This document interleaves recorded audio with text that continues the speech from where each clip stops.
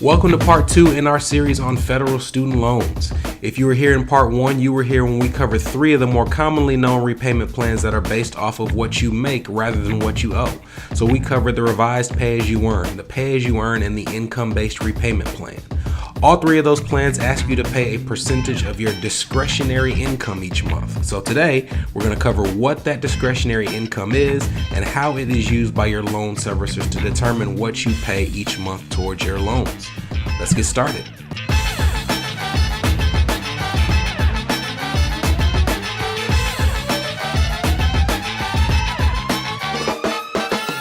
Before we get to the calculation to determine your discretionary income, we have to introduce the term federal poverty line.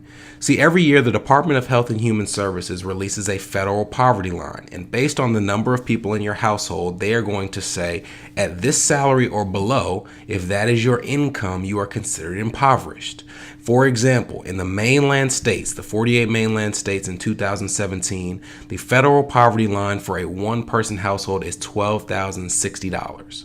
As you add more people to your household, that federal poverty line increases. So if you want to see what it is for your situation, or if you live in Hawaii or Alaska, you can actually follow the link at the end of this video and it will take you to that page so you can find the federal poverty line for your household. Now that you know that term, we can tell you the calculation for discretionary income, and that is your salary minus 1.5 times the federal poverty line for the number of people in your household. Let's look at an example. We have a single person living in the state of Georgia. They make $50,000 a year and want to sign up for the pay-as-you-earn plan, which asks you to pay 10% of your discretionary income. Now, if their payment were 10% of their gross income, they would owe $5,000 a year, or about $416 a month. But remember, the 10% is based off discretionary income. So let's calculate that number based off of the formula that their loan servicer is going to use. The federal poverty line for a one-person household is $12,060.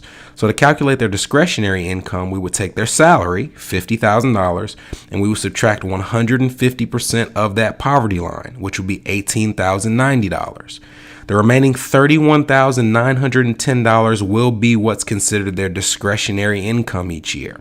So when their servicer calculates that 10%, it would be based off of this number. That would be $3,191 a year, or about $265 a month. So it's no chump change, but it's smaller than that person might have expected if they didn't understand how that calculation works. So why is it important to know all of this? Why would a person pay a percentage of their income rather than actually focus on paying back their loans?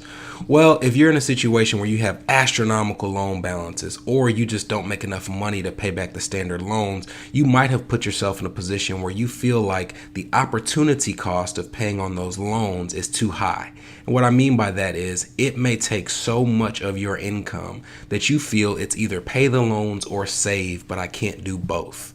The good thing about these plans is they do offer you loan forgiveness. And while there are stipulations with this, it is something that is an option or some relief for people who are in situations where they feel like they want to accomplish multiple goals but haven't found a way to do so yet. If you understand how these payment programs work, it's not about whether it's the absolute thing that you have to do, but for those that is correct and the right thing for them to do, you want to be informed, you want to be knowledgeable of that plan and how all of the components work together to allow you to not only pay back your loans, but also address some other goals as well. In the next video, we're going to talk about what the forgiveness of those loans means, and I'm really glad that you guys tuned in today to hear a little bit more about how these payment programs work and how they're calculated. Again, if you liked what you heard, then I invite you to share this video with as many people as you possibly can. And if you want to submit a topic to be covered in the future, you can do so by going to my website, www.brentonharrison.com. And under the blog section, there is a questionnaire that you can fill out for future videos. We mentioned a couple things in this video that you might want to check out for yourself. So again, you can find those links in the end credits, and I will see you guys in part 3. We're going to talk about deferment, discharge, and what it means to have your federal student loans forgiven. See you next time.